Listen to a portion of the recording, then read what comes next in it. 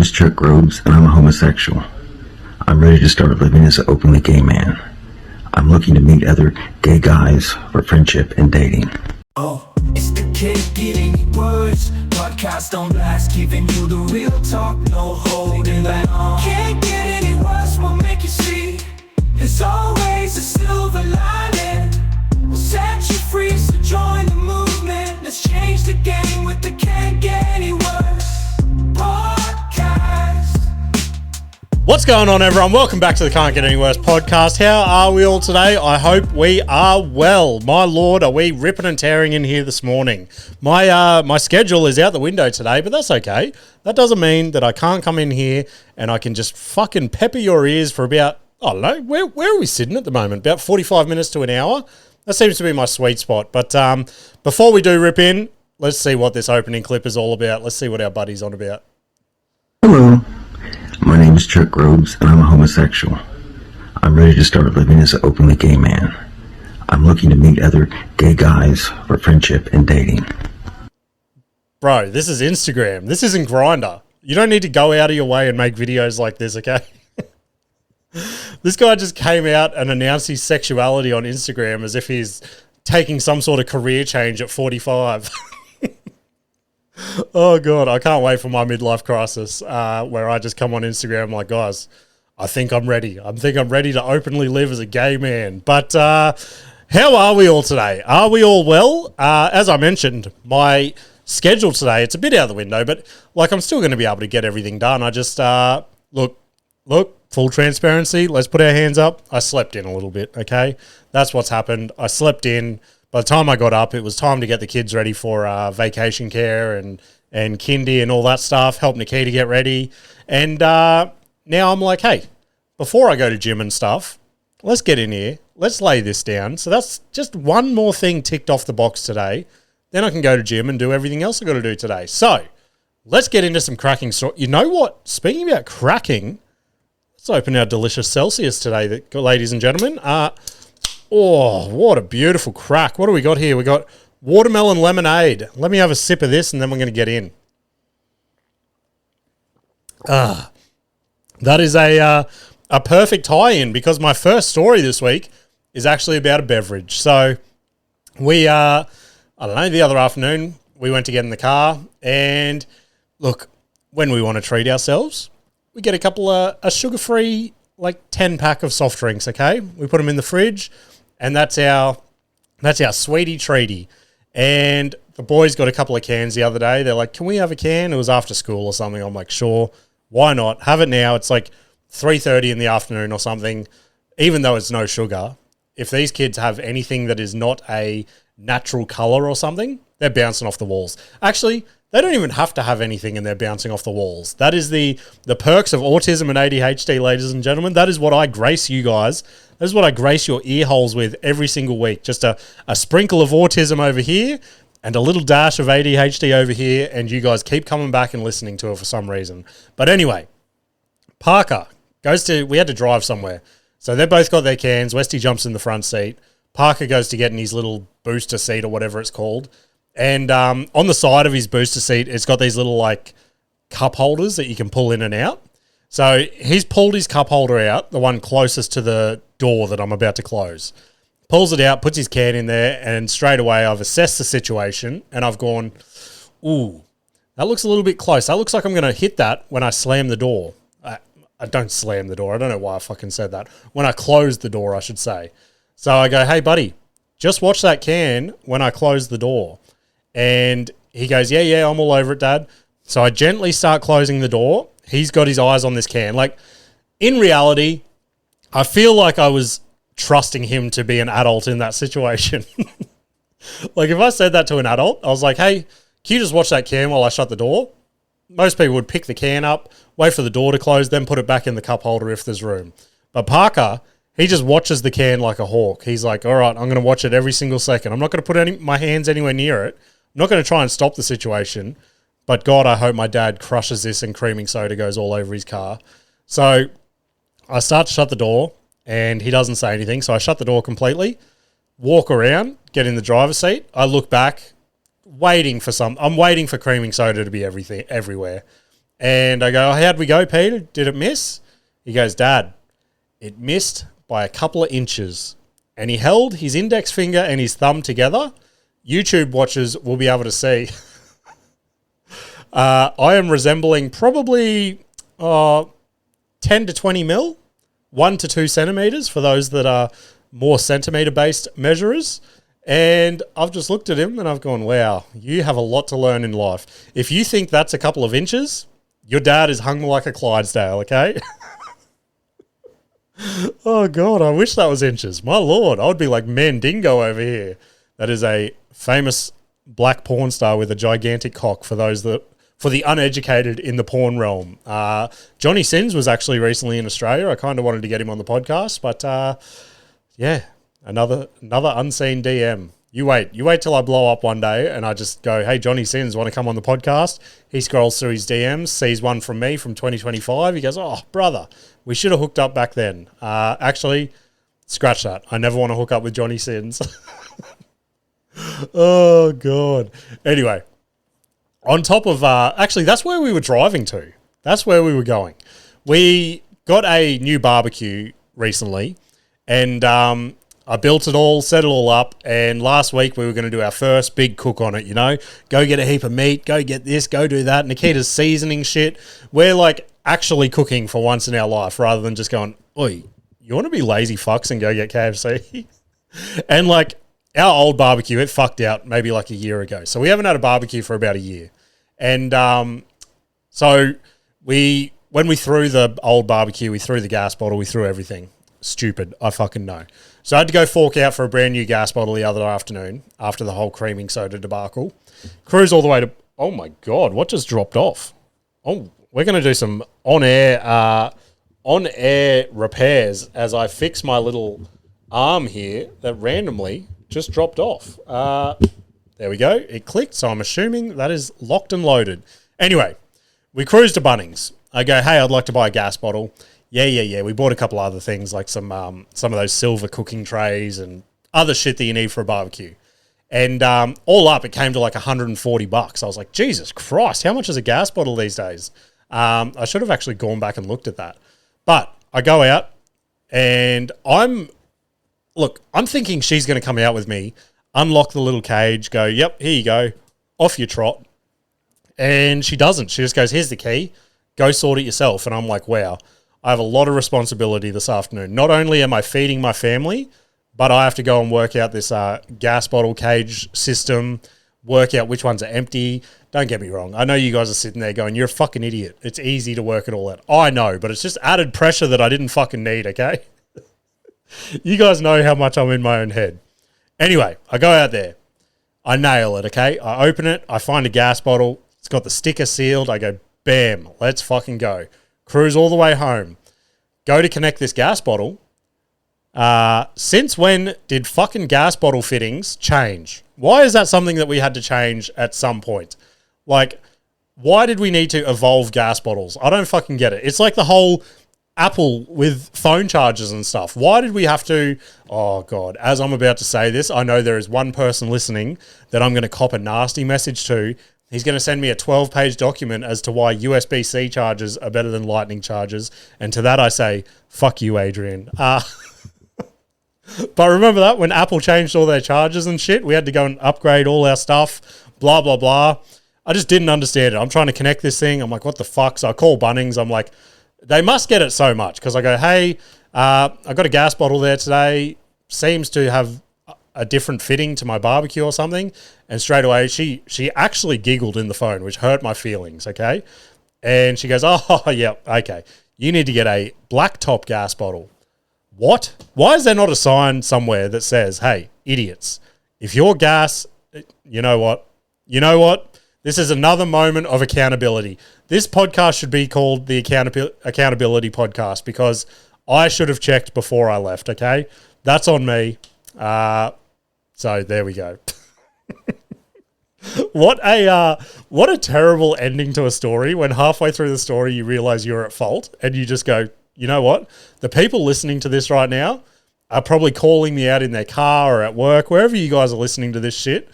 And I just had to put my hand up and go, you know what, guys? You're fucking right. I am an absolute fucking idiot. So let's move on from that. How many stories? How many stories have I got here? I've probably got another maybe 5 stories. How many of those 5 stories do we think I'm going to get halfway through and realize I'm at fault again? I reckon odds are probably 4 out of those 5 stories. Sportsbet is paying $1.01 for 4 of those 5 stories to be my fault. But look, this next one, we're straight off the bat. This next story, it is all my fault. He would not have learnt this if it wasn't for me. So, Parker, I don't know where he got it from. I think he went to the shops with Nikita last week, and I think it was one of those, he wanted like a big toy or something, and she's like, oh, what about this? And found like a little $2 thing. So she found this mini Etch-a-Sketch. Do you guys remember them from back in the day? Like, that shit's nostalgic as fuck. You'd draw something on it, then you'd swipe the little thing at the bottom, your drawing would disappear. Like, how did that even work? Was that like magnets or something? Feels like there must have been a magnet in the pen and the little like shards of metal or something. They must have been metal. Yeah, I don't know. But then how did they stick to the screen? Wow, there is a lot of science. These are the top-notch issues we should have addressed in episode 200 while we had Mr. fucking Science sitting over here. But yeah, that's actually got me intrigued now. I might do a bit of Googling after. Anyway, that's not what this is about. Parker gets it, and he's drawing on it for all day. He's drawing on it. Westy's drawing on it. I have a little bit of a scribble on there just for a bit of fun. And all of a sudden, Nikita and I are chilling on the couch. P comes up to us at nighttime with his little Etch-a-Sketch. He goes, hey, check out what I just drew. And he holds up to us a perfect depiction of a cock and balls. Perfect proportions. He was just so confident. He had the vision. He executed perfectly. And you guys know me. I've been drawing dicks my whole entire life. I almost think that the character on Superbad is based off my life. That's how many dicks I've drawn in my life. I used to get fully artistic with it. You guys remember Matt? Matt was on the podcast, Matt Bishop. At his work desk one day, I drew this absolute perfect cock, I will admit. Put a face on it, everything. I was going to make a whole cartoon series about it at one stage. And I drew it in Nico. As I've moved the paper, the Nico has bled through onto his laminate benchtop where he works every single day. And no matter what cleaner or anything we use, that is just permanently on his desk now. So whenever we have like a rep or a customer come into the office, he has to somewhat like position his arm off his mouse just to hide this beautiful cock and balls. But I say, Matt, let them see that beautiful artwork. I'm the Banksy of cocks. Oh God. Anyway, this kid, he skipped his entire cock and balls apprenticeship. He has gone straight to the masterpiece because this thing that he showed me, it was perfect. I'd put it up there with some of my best work. I sent it to like everyone I know. I'm like, check this shit out. This is crazy. And as soon as he shows us, Nikita and I just start crying, laughing. We're like, that is hilarious. And he's looking at us so confused. And he's like, what are you laughing at? And we're like, oh, you know what you've drawn there. And then the look got even more confused. And we're like, Nikita and I look at each other. We're like, does he actually know what he's like executed here right now? Does he know that this is a perfect cock and balls staring us in the face right now? And we go, well, what is it? What do you think it is? And he goes, it's a dog poo. A what? Are you fucking joking me? And Nikita and I are like, are you sure about that? He goes, yeah, it's a dog poo. I drew a dog poo. That was not a dog poo. That was a perfect cock and balls. Mate, if your dog shit looked like that, he's been rummaging around your mum's top drawer again. He has swallowed her 12-inch dildo and he has shut that bad boy out. Oh, fuck. Crazy, crazy shit. But again, I'm at fault. I shouldn't be drawing dicks as much as I do, and then my 5-year-old son wouldn't develop the same habits. Let's have a sip. And hey, as I'm going through these, I now realize this is a heavily dick-based episode, okay? So bear with me. That actually happened to me last night on stage. I got like into my 4th joke or something, and I was like, Well, I did not realize when I was putting this set together how much I was going to be talking about dicks. Luckily, it was an amazing crowd last night. We're going to fucking get to it in my week in comedy. Moving on. Speaking about dicks and balls, my mum, as I mentioned, she's got a puppy recently, and she must have been talking to the boys about the dog going to get desexed or something soon. So the boys have come home, and they go, "Hey, Dad, Patch is getting his dick cut off soon." And I've gone, "What?" And they go, "Oh, Nanny said Patch is getting his dick cut off soon." And I've gone, "I don't think she would have said that." I go, "Did she say he's getting desexed or something?" And they go, yeah, something like that. Like he's getting his dick cut off or something so he can't have babies. And I go, "Well, technically no, medically yes, okay?" So I start explaining to him. I start explaining to the boys. I go, "Look," and you guys know me, I'm not the best person to start explaining this type of shit. I'll be giggling halfway through. And I just start explaining to the boys. I'm like, "Oh, well, basically, it's not really the dick, okay? It's more a ball situation. They're going to basically make a little incision, cut a couple of tubes in there from what I'm aware. Again, I'm not a fucking vet. I don't know what I'm talking about. I've never desexed an animal. If you have, write into the show. Give me a detailed description. Send a voice note in." But they start laughing hysterically at me trying to poorly explain how to desex a dog. And at this point, I'm like, "Boys, 3 minutes ago, you thought this poor little puppy was going to get taken to the vet and just get his dick chopped off. My explanation is way better than yours." So they're laughing, and then because I've started talking about balls and stuff, they're like, "Oh, they're going to cut the ball sack. They're going to cut the ball sack." And I'm like, okay. It was like the kangaroo ball sack situation all over again. Then Parker pipes up, and he goes, "Oh, yeah, I just hope they don't cut his dick sack." And I've looked at him, and Westy's also stopped laughing and looked at him. And I've gone, "What is a dick sack? What the fuck is a dick sack?" And look, if you're listening to this right now and you have a dick sack, I would suggest skipping your GP and go straight to emergency, okay? Oh, God. Dicks should not have a sack. And if they do, I don't know. I don't fucking know where I'm going with that. You know what? I feel like we need to get into another Turns Out It Can Get Worse clip to try and refresh my brain. So, which one is this? This is the story of a girl across a river and down the world. That was a fucking classic rendition. All right, ready? Let's go. I've got him loaded. I was having a pretty good dream last night of pretty women in my dream. Big boobied women. And when I woke back up this morning, and the big booty women are gone. Wow, that is sad. I'm so sorry for you, mate. It sounds like you will never feel the love of a big booby woman. Oh, God. Big booby woman. That's a crazy thing for... How old would that dude be? He's easily in his 30s. I'm going to... You know what? That could be the next Creamy Boys thing that I piss Adrian off with. Anyway, let's get on to some other non-kid-based stories. Let me have a sip of this delicious Celsius, and then I will get onto it. All right. So, here's something that it's always pissed me off, but up until last week, it had never really pissed me off enough to jot it down and bring it to the podcast, if that makes sense. And that is when a service station worker makes you feel fucking like a burden for interrupting their loudspeaker conversation. Everybody listening to this knows exactly what the fuck I'm talking about.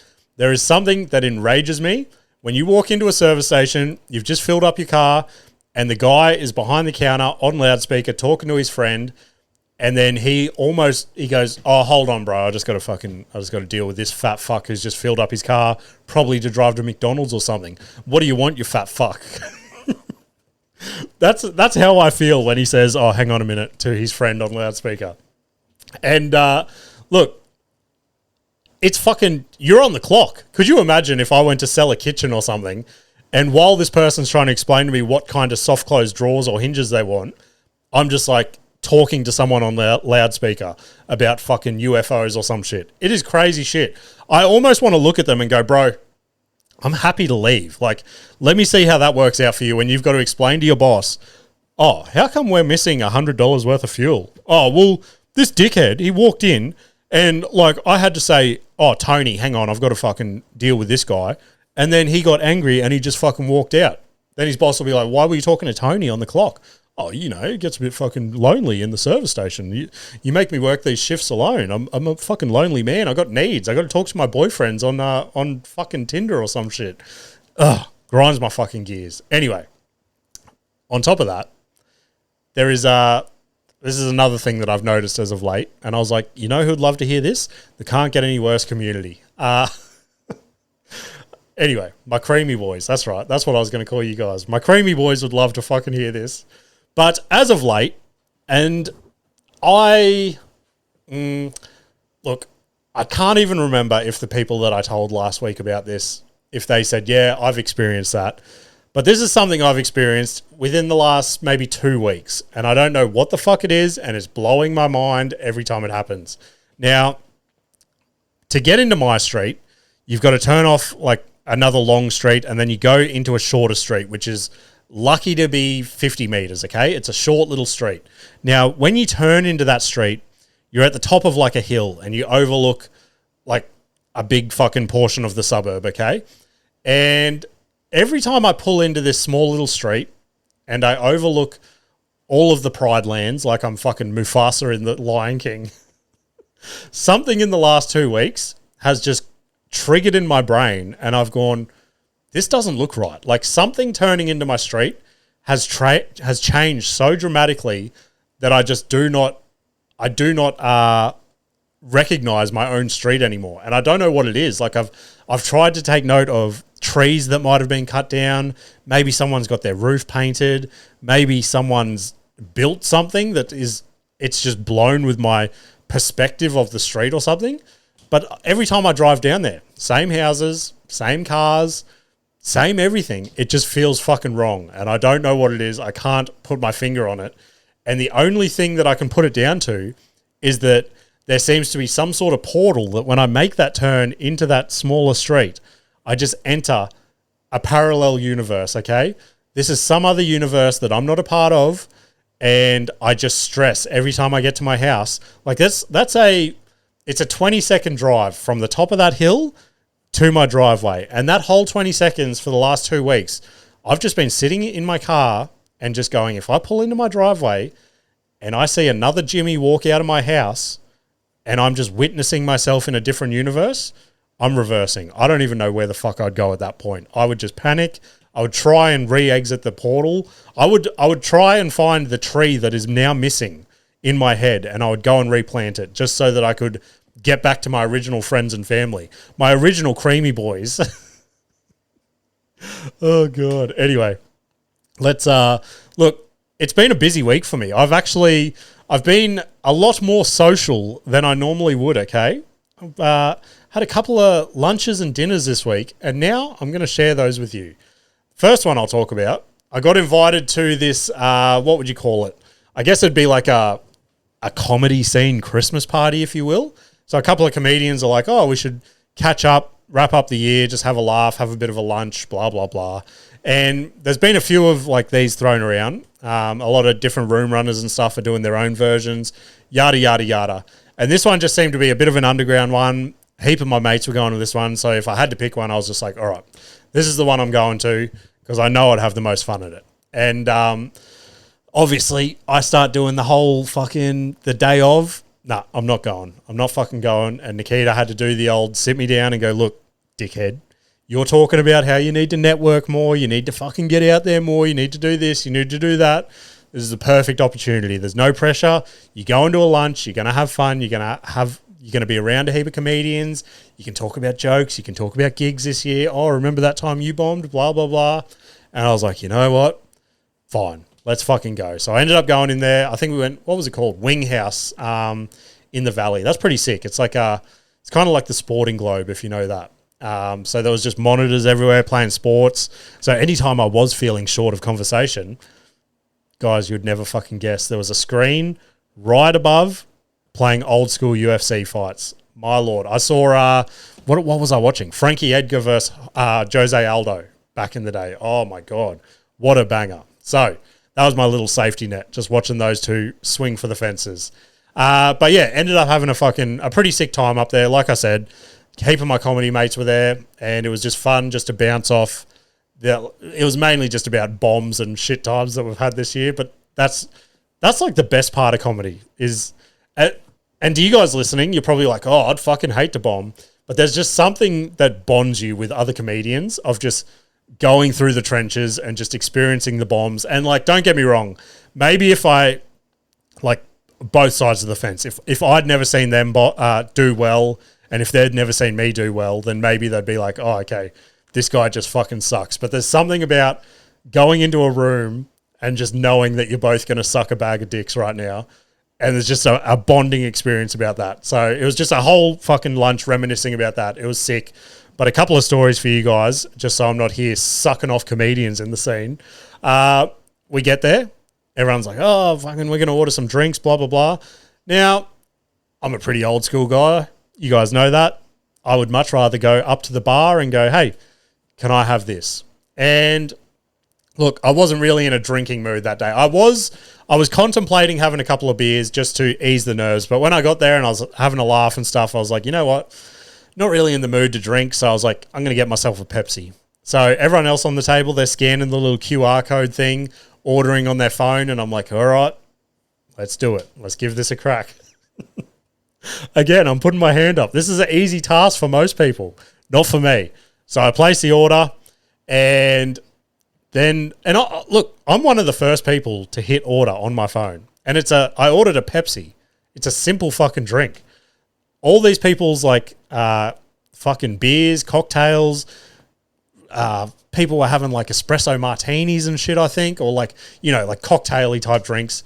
They all start getting theirs. And I'm like, where the fuck is my Pepsi? I'm sitting there for maybe like 15 minutes. Still no Pepsi. I'm like, surely. I could have gone to the bar, had a Pepsi within 3 minutes. Like there was no line. And I'm like, fuck this shit. So I go up to the bar and I'm like, hey, mate, ordered a Pepsi for that table over there. Still haven't seen it. And he goes, oh, is it a Pepsi Max? And I go, no, I ordered a Pepsi. And when he said that, I'm like, fuck, did I hit the wrong button? And I go, no, I think it was just a Pepsi. He goes, oh, fuck. Sorry, mate. There's a Pepsi Max there. But here, I'll quickly fill you one. Pours me a Pepsi. I go back to the table. Having fun again. We're all having fun. I'm telling the boys, oh, they just fucked up my order. I had to go up there, blah, blah, blah. Oh, that's crazy, man. That's crazy. Then a waiter comes over with a cup of Pepsi Max. He goes, oh, Pepsi Max for James. Everyone starts looking at me. I'm like, yeah, that's me. And he goes, oh, someone already bring you your Pepsi? And then I had to awkwardly explain to him, oh, no, I thought you guys kind of forgot about me, blah, blah, blah.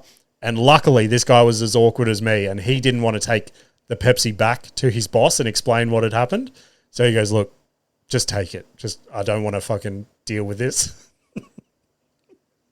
Oh, just being such a burden on the waiter. He goes, I don't want to deal with this. Just have a free Pepsi. And I was like, thank you. So scored myself a free Pepsi. So things are looking up for old James over here.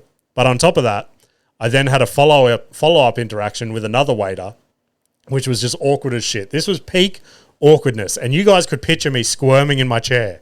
So this guy comes up and I think that's right. He had some food, I forget what it was. Let's say garlic bread just for the sake of the story. Comes up with some garlic bread. He goes to like put it in front of me. And I go, I don't think that's for me. And he goes, oh, it's on that QR code. And I'm like, oh, okay. There's like 20 of us here. It could be anyone. I go, oh, it's not mine. And I then awkwardly, as much as I fucking hated doing this, I look down to the table. I go, oh, did anyone order this garlic bread? And a guy like maybe 4 seats down from me puts his hand up. And I go, oh, just that guy down there. And this guy goes to the person beside me and goes to put it down. And as he goes to put it down, he doesn't look to the person he's putting it in front of. He looks to me for like clarification, as if I'm now his employer. And I go, no, the guy down there with his hand up. He goes to the next person across. He's gone to 2 incorrect people. This person has his hand up like, hey, that's my fucking garlic bread. And this guy's just looking at me. He does the drop in front of every person. And I awkwardly had to be like, No. That's fucking that guy down there. It just sent my fucking autism into sports mode. Oh god, it was not a fun time. It just the boys that I was sitting with were just pissing their pants. They were like, oh, that was so good just to see your brain just melt down in real time. So I'm glad I could give them a laugh. Let's have a sip. We'll get on to our next one. Oh, the second catch up this week. This was a sick one. So I finally caught up with one of our legend OG listeners, Isaac from Rocky. He made the trip down from Rocky for AC/DC this week. And once he got his tickets a few months ago, he shot me a message. He's like, look, I'm in Brizzy these dates. It'd be sick if we could catch up for a dinner or just fucking, yeah, whatever. And I go, yeah, let's do it. Like 100%. He fucking, dude, that guy kills it every week. Fucking shares every one of my posts to his stories, blah, blah, blah. So I fucking appreciate you. Thank you very much. So, much like I said just before, I was nervous about going to a lunch with a heap of comedians that I know. I'm walking into this dinner. So Isaac had 2 of his mates there. I'm walking into this dinner. I don't really, like, I've spoken to Isaac on socials, but like in person, we've never met. I don't know how this interaction is going to go. Obviously, I know he's a fucking top bloke, but my brain is just so in itself. I'm like, you're going to fuck this up bad. You're about to lose a listener. Oh, God. And I'm just walking to the venue. I'm like, oh, God, I'm so fucking nervous. I felt like I was on a first date. Isaac, I was on a first date with you. That's how fucking nervous I was. Anyway, I get there. And I see them sitting at the table, and I just put my big boy pants on, introduce myself, and straight off the bat, all 3 of them, fucking top blokes. The banter was flying around. It was just fucking, it was good. They were just obviously talking about their shit. I was piping in where I could. And yeah, just a fucking good bunch of blokes. So then he fucking springs this on me, right? You guys know how awkward I am at receiving gifts. This fucking legend brings me down a Central Queensland care package, okay? He brings me this dead-ass fucking podcast hat that I've got on right now. Crazy. Fucking love the dead-ass podcast. Love Brizzy. We've tried to collab 6 billion times, but for whatever reason, it doesn't work for either one of us. But it will eventuate. He bought me fucking, where did I put them? There's like 3 stubby coolers up there. So Bid On Industries, SWL Racing, and a dead-ass stubby cooler as well. Dead-ass sticker. And to fucking cap it all off, crazy shit, bought me that bottle there of Black Ruby Johnny Walker. That is some MVP shit, okay? That is some crazy, crazy stuff for someone who doesn't know me to go to fucking pull that type of money out of his own pocket. Crazy, crazy shit. And at this point, I'm about 3 minutes into this story where it just sounds like I'm trying to suck off Isaac. Oh, God. What I'm trying to say, guys, if you want to be featured on the podcast, take me out to a fancy dinner and buy me a gift. I'll come on here and I'll talk about you guys for 5 minutes, okay? But anyway, hey, let's all send our well wishes to Isaac. He's actually in hospital at the moment, which is a bit of a shitty end to your holiday. So what do you say? Well wishes? Best wishes? I don't know. You know what the fuck I'm trying to say, brother. So hope you get well. I was talking to him late last night after my gig, so... yeah, crazy, crazy times. If you know Isaac, shoot him a DM, check in on him, and just tell him he's a fucking legend. Anyway, let's get on to our next Turns Out It Can Get Worse clip. We have this lovely lady. What's she on about? Okay. So do you ever do a fart and you actually like the smell of your own farts? Now, it doesn't always happen, does it?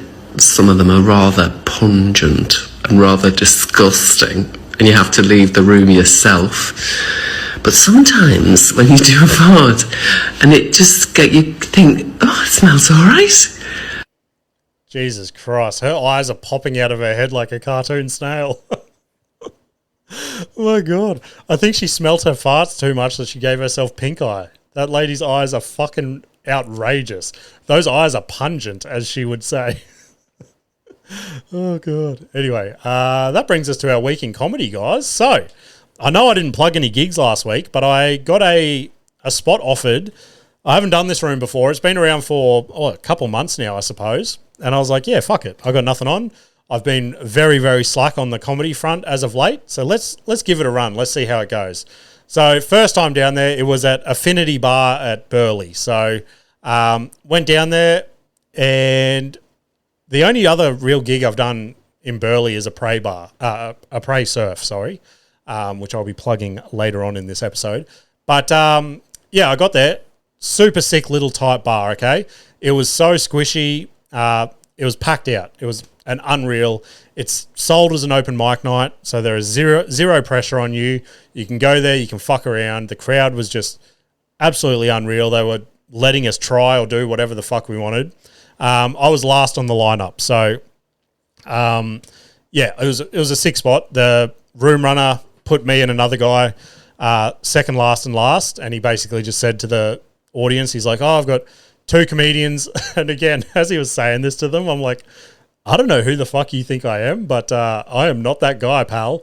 But he's like, we've got a couple of sort of like professional comedians at the end. They're getting paid spots. They're touring around, blah, blah, blah, which I guess is factually correct, I suppose. I am getting paid spots and I am touring around.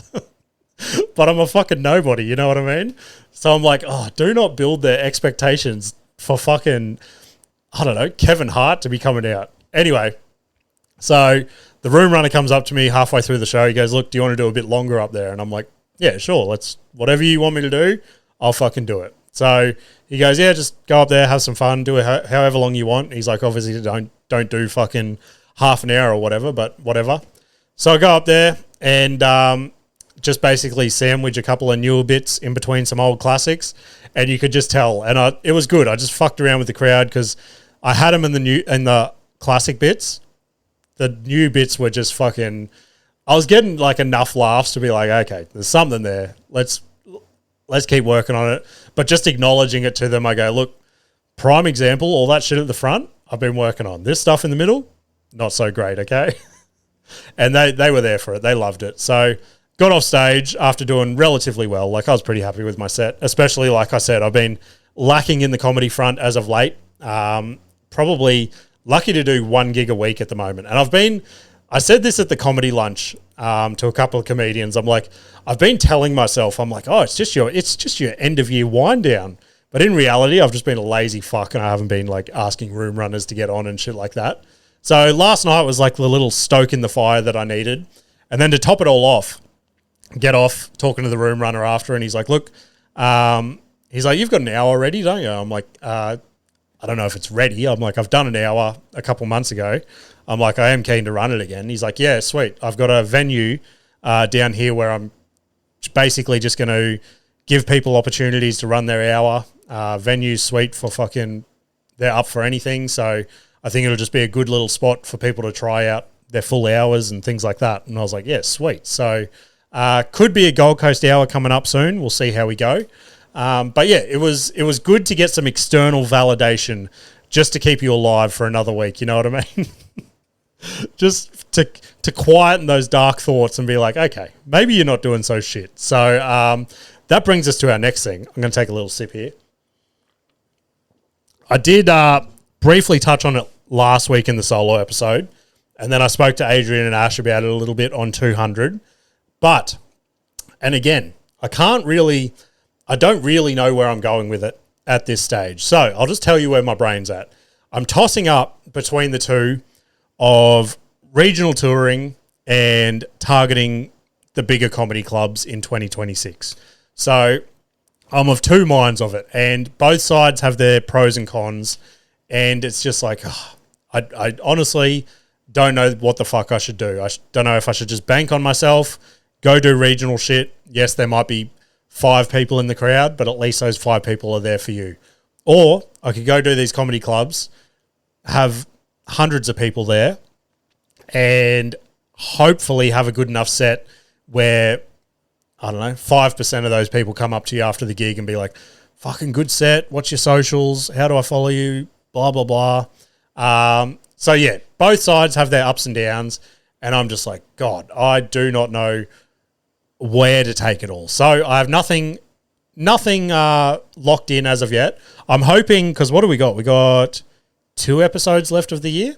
Hopefully I can knuckle this down and let you guys know by the end of the year which option I'm leaning towards most. But on top of that, I've said it countless times, time and time again. I fucking hate room running more than anything. But the only reason I do it is for a little bit of money just to run around to all these free gigs that I'm doing, okay? And there is something about running gigs that just, I don't know, there's the comedians, and when you start running gigs, it just puts you into like a different class, and people, it just gets you into the whole politics side of things, and fucking this person's bitching with this person, and I don't want to be on the lineup with that person, and then it just adds a whole level of stress to comedy that just takes the fun out of comedy, you know what I mean? Like if there was a way where I could just get my mates on every single lineup, and I know they wouldn't pull out, they'd be sweet to fucking do whatever, yada, yada, yada. That's a perfect world, but it's not a perfect world. That's not going to fucking happen. You know what I mean? So it's there's just a lot of people's opinions, external opinions, and I'm kind of over that, to be honest. Like the Orion Hotel that we had happening, that's not happening anymore. We did our last show there, and they've decided.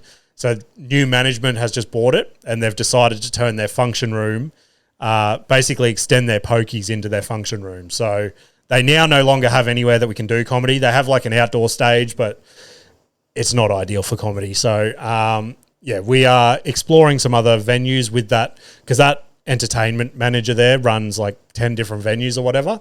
So he's the same one for Sunny's. So we're still going to keep pushing forward with Sunny's for now and just see if that gets the better of me eventually. And Distillery Road, we're going back and forth with some ideas for next year. So for now, we just have Sunny's bubbling along. But yeah, the other thing on top of all that, I mentioned a few months ago now that someone in a management position from an undisclosed comedy club had I'd gone back and forth, had a couple of disagreements, a couple of choice words towards each other. They have decided to pipe up in the Brisbane comedy group again this year and just look, to be fair, they didn't throw my name around, but everyone knew who the fuck they were talking about. So anyone in the comedy scene that is listening to this, I am the Homeslice that they were referring to, which is a term I have not heard since the 90s.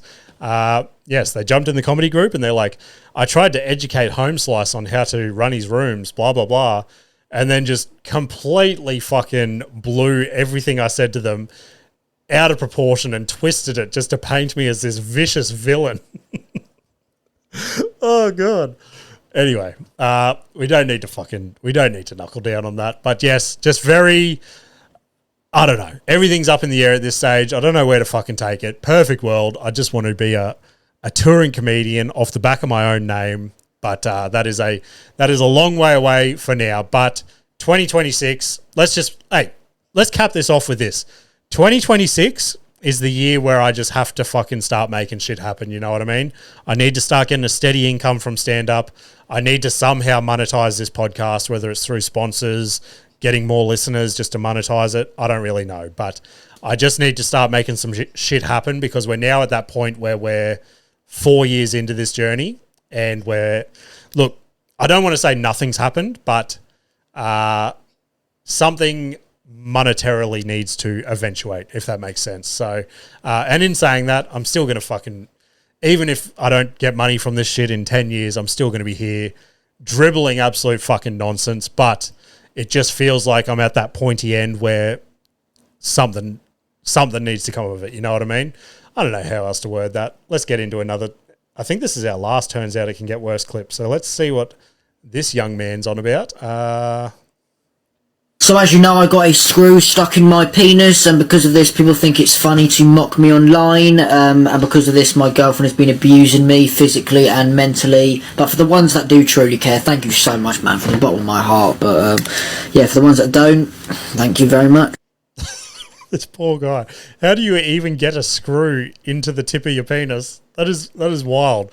But he has a little emoji there of Bart Simpson, and I must say, he is a perfect depiction of like a human Bart Simpson. You know what I mean? Ay caramba. My Lord. All right. Let's get into some other stuff. Look, I was going to I'm not going to go into this, but I feel like you fucking have to. Obviously, I'm recording this on Monday. We had a crazy incident in Australia here in Sydney yesterday afternoon where there was a shooting. It's being treated as a terror attack. As of this morning, before I started recording this, there are 16 people dead, which is absolutely wild that this has happened in Australia. Obviously, I've said countless times before, I don't get into politics. I don't get into any of that shit. In my head, people can fucking do what they want to do. They can be who they want to be. They can say what they want to say. They can fucking follow whatever God they want to. They can have whatever skin color they want to.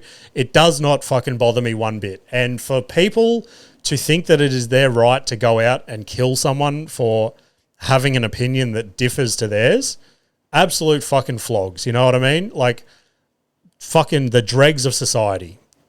Yeah. Again, I'm not going to go into it, but it is just a fucking sad day for Australia.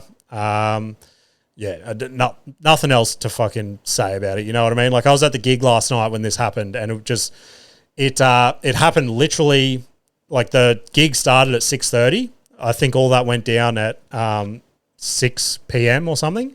So literally half an hour before the show started. The MC found out about it on stage. So it obviously, he's trying to tiptoe around it. He doesn't know the full scope of the picture. And even like at that exact same time, Nikita's texting me and she's like, check out the Sydney shooting, crazy, blah, blah, blah. And I'm like, oh yeah, I'll have a look later. She's like, no, it's like crazy. Like, it's all over the news. It's like wild shit. Look at it now. And I'm like, oh, like, I'm about to do comedy. I don't really want to look into a shooting. And she's like, it feels like a big event that you should probably have a peek at. And I was like, oh, okay. So pull my phone, like, went on Instagram or whatever, and just every fucking post, every story was just about it. And I'm like, wow, this is a fucking crazy story. So, and it's like the thing that was tripping Nikita out. And I don't want to be that fucking guy where I was like, oh, fucking same place, same time. But we were literally standing in that spot to the day 2 weeks ago on Bondi Beach on the Sunday. Just me, Nikita, and the kids. Like, wild shit. I could not fucking imagine if that happened while we were there. So, shout out to everyone that, like, that dude, that clip going around of that fucking brave dude that's come out that he's a father of two, runs a fucking fruit shop just to go and disarm that guy and end up getting shot yourself. Wild shit. That dude deserves every fucking accolade in the book, every bit of good fortune that can come his way. Just the epitome of fucking, and everyone's like, oh, toxic masculinity, blah, blah, blah. That is the peak of masculinity. Like, you will not see a better resemblance of being a bloke than that guy right there. So shout out to that guy. Let's move off that.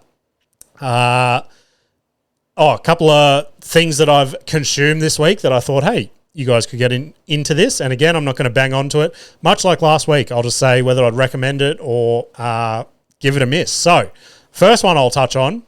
Jelly Roll was on Joe Rogan again, and holy shit, if this bloke's story was not already motivational, he has lost, I forget the exact amount, but I think it's like 300 pounds or something like that. It could be 200 pounds.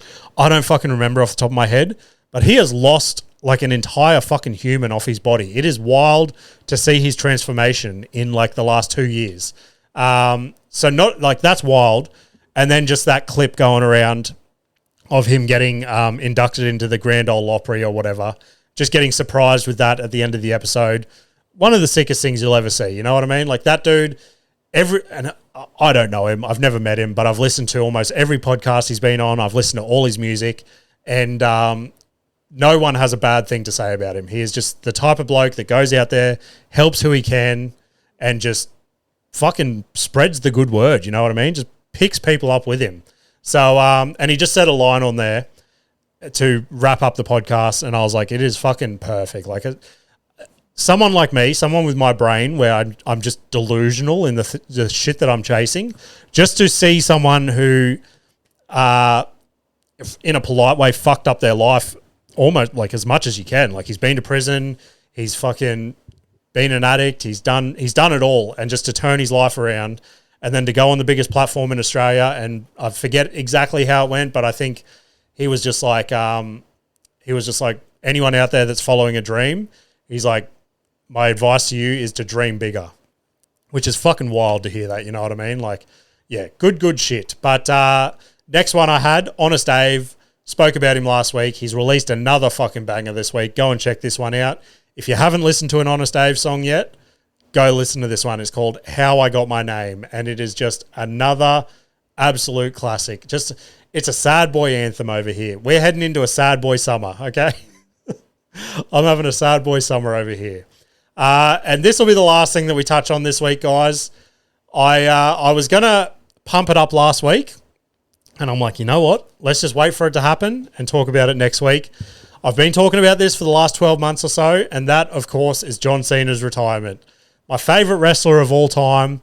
I feel like everyone watching that yesterday was just like their 8-year-old version of them, just watching their hero fucking do one last attempt of a wrestling match. And look, it's obviously circulating around the internet. I'm not alone on this opinion, but I genuinely feel like the WWE fucked up that entire thing, okay? The lead up to it, like the last 18 months or however long it's been, has been unreal. Just seeing him in there, just versing some of his old opponents, versing some of the new up-and-comers, sort of giving them their little boost. It was all perfection. It was all poetry in motion. And I put a story up yesterday of a little montage that I found of his like career, and I just put, I can't wait to see the perfect cinematic retirement this afternoon. And it was everything but that, okay? Yes, I knew that his opponent was going to win, but in saying that, it fucking sucked. It was a shitty match. And again, I'm a 33-year-old man, so I'm not going to sit here and fucking cry about a fake wrestling match. But I just thought, like all the other matches he's been in this year, something cool has happened, okay? And that was just, it was a boring match. He just kept getting in the same chokehold, just doing his same finishes, blah, blah, blah. And yeah, there was no surprises. Obviously, the big thing was like, oh, let's hope that Edge returns, because their rivalry was like peak rivalry, one of the biggest rivalries in WWE history. And we're like, that would be crazy if they can somehow make this happen. Obviously, Edge is wrestling for AEW now, which is like a competitor. So in reality, it was never going to happen, but it was like, it's John Cena. He's the GOAT. He's given everything to this business. If there is two fucking businesses that can just suck it up for one night and just let this happen for the fans and for like wrestling in general, it'd be unreal. That didn't happen. There were no big surprises. The Rock didn't come back. There were just no giant superstars there. Like I imagined every fucking giant superstar in history would have circled that ring at the end and just given him a round of applause. But yeah, crazy things. It was a bit of a letdown in my opinion. I don't know if you guys feel the same, but the crowd there definitely felt the same. Like when Triple H came out to say goodbye, the crowd started chanting, "You fucked up," which the stream had to like try and block out everyone, but obviously they were chanting so quickly that it just kept coming through the stream. And then, yeah, I think it was just, and Triple H came out, he tried to defend himself. He's like, look, this is what John wanted. And again, I get that. He is that guy that he would prefer to boost wrestling rather than just give himself this big send-off, which I get that, but I don't give a fuck if it was his call. He's the GOAT. Override that decision. Tell him, yeah, okay, this is what we're going to do. We're going to do your idea. And then when that match finishes, fucking throw the fucking kitchen sink at him. Throw the billions of dollars that the WWE has in their bank account at this one send-off. Like, yeah, crazy things. But I think, like, once that finished yesterday, sorry, I just had something in my throat. I swear I'm not crying. I'm genuinely not crying for audio. For audio listeners, I genuinely had something in my throat. But I feel like that was like the end of WWE for me. I can't see myself ever watching wrestling again now that John Cena's retired. There's just no characters there that really, like, I can get around. Like, obviously there's Randy Orton and blah, blah, blah. But yeah, I think that was the nail in the coffin for professional wrestling for me yesterday, guys. So sad day for young James. But anyway, shows to plug for this week. I have a Prey Surf down at Burleigh Thursday the 18th. I have Sunnies on Saturday the 20th. And this Thursday, we have our final guest episode for the year with Brad the Weapon Walton. So he is I'm going to fuck this up now because I don't have that run sheet in front of me, but he is a multiple-time Muay Thai world champion, and he's going for his first bare knuckle world title in January. So amazing episode. He has an amazing story. Again, he's seen the bottom and he has just fucking turned his life around, and all praises to that guy. Just one of the best blokes I've met. So get around that episode on Thursday. Other than that, guys, send submissions via DM on Instagram or by email at cantgetanyworsepod@gmail.com. I say it every week. Thank you all so much. You guys are fucking absolutely crushing it out there. Keep those likes up. Keep those shares up. Keep those ratings up. We'll just keep crushing this shit together. And 2026, I feel we are all going to rise like a phoenix from the ashes. And that is the gayest way possible that I can sign off. I appreciate you all, and I will see you later.